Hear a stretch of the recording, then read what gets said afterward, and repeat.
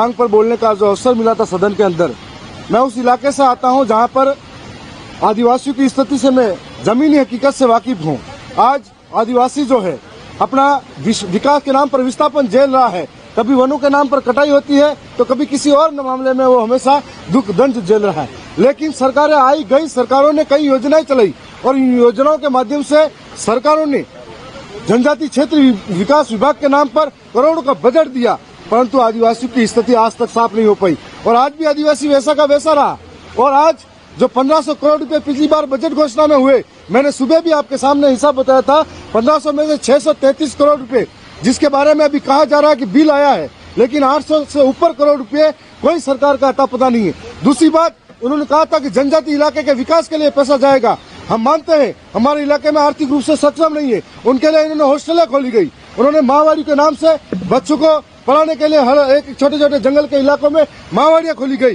तो हमें लगा कि अब विकास होगा, हमारे बच्चे पढ़ेंगे लिखेंगे, लेकिन ये विकास और ये सब मूलभूत सुविधाएं भ्रष्टाचार के भेंट चढ़ गई। 800 करोड़ का कोई हिसाब नहीं है। दूसरी ओर टीएडी विभाग का जो पैसा आना चाहिए वो एक कैडर बनाकर एक ही विभाग में ये मिलना चाहिए कि किसके माध्यम से खर्च होगा। आपने पूरे जनजाति क्षेत्र के अंदर कह दिया ये तो पंचायती राज भी खर्च करेगा, ये पीडब्ल्यू विभाग भी खर्च करेगा, ये टीएडी विभाग भी खर्च करेगा, सारे विभाग खर्च करेंगे। तो जनजाति के नाम पर पैसों की बड़ी बड़ी डींगे क्यों हाँक रहे हो? जब उस इलाके के अंदर पिछली बार घोषणा हुई थी डोंगर बरंडा बासिया सरपोटा कालीबाई के नाम पर आप 100 करोड़ रुपए दे रहे हो, वो पैसा कहाँ गया?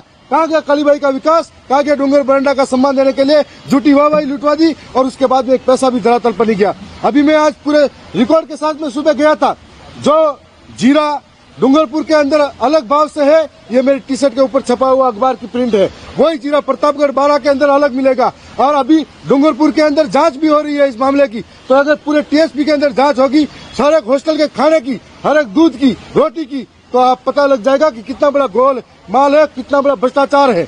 जब मंत्री जीते थे पहली बार तब हमें लगा था ये मंत्री जी झोपड़ी वाला मंत्री जी है, झोपड़ी वालों का दर्द समझेंगे, झोपड़ी वाले लोग किस स्थिति में चल रहे हैं। मैं आज कहना चाहूंगा कि झोपड़ी वाले मंत्री जी बढ़ गए तो गरीबों की बस्तियां भूल गए। और आज मैं यह भी कहना चाहूंगा कि सबसे पहले झोपड़ी वाले मंत्री जी के इलाके के अंदर सबसे ज्यादा भूखमरी है, सबसे ज्यादा कुपोषण से बच्चे मर रहे हैं और सबसे ज्यादा पलायन हो रहा है। और मैं ये भी कहना चाहूंगा कि झोपड़ी वाले मंत्री जी को सबसे पहले अपने गांव की स्थिति ठीक करनी चाहिए।